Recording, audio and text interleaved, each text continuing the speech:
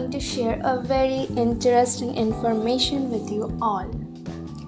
I will talk about the first written test. Who among us is not afraid of exams? How did this idea of today's test come to the world? All of you must be very keen to know. Okay. Riju has not been in a good mood for the past few days.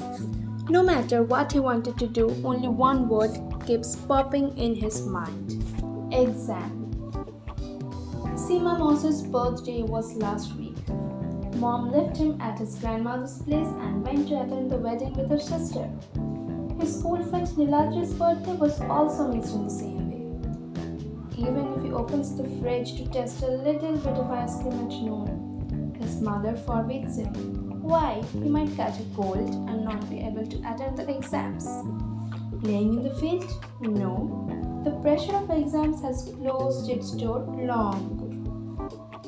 Riju doesn't understand when did this concept of written test start. Why did such a terrible thing begin? This situation is not faced by Riju alone, mind it. Many of you are quite afraid of exams.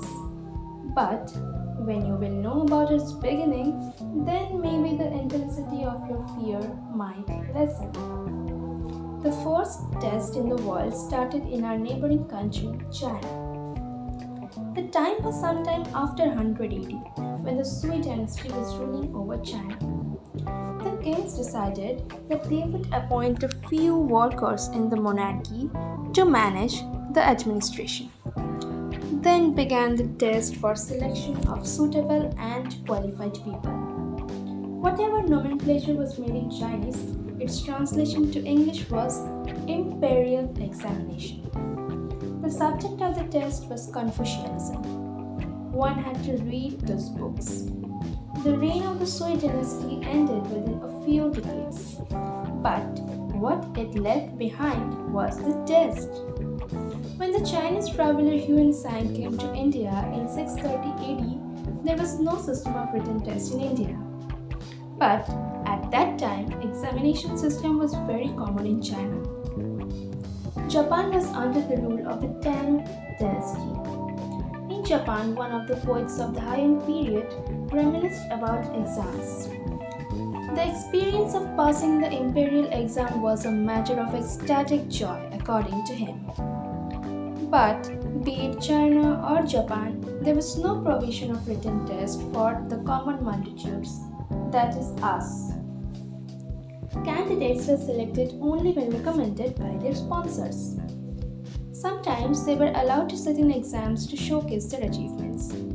This rule was said to be somewhat relaxed in Korea. In that country, all the classes of people had the opportunity to take the exam. Now, if we look back at Europe, we will see that the oral exams first started in Bologna in Italy.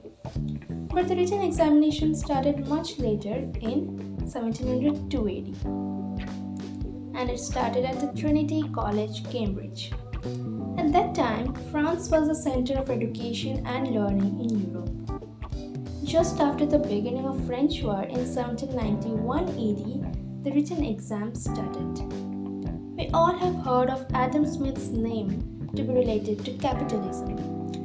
He was also one of the proponents of taking competitive exams in England. Apart from him, Walter Henry played a major role in introducing the total examination. He came to China as a missionary and thus learned about the examination system of the country within a few days.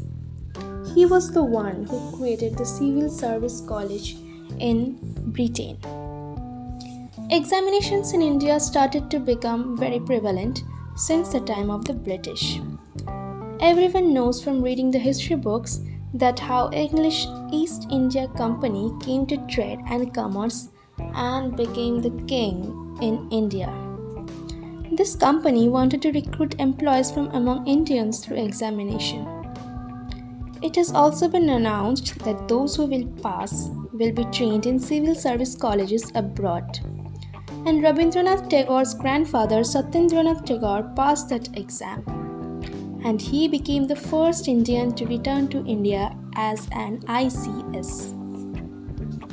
Netaji Subhash Chandra Bose, despite clearing the ICS exam, he effortlessly shared the job in Indian education system day to day. In any case, the examination system that we are stuck in today was initially just a test to select the right people for the job, remember. Regarding the education of children, it is only about gaining knowledge about various subjects and applying that knowledge in daily life, you almost know. Remember, those who fear or worry about exams like Riju, testing is only an evaluation method. Life is much more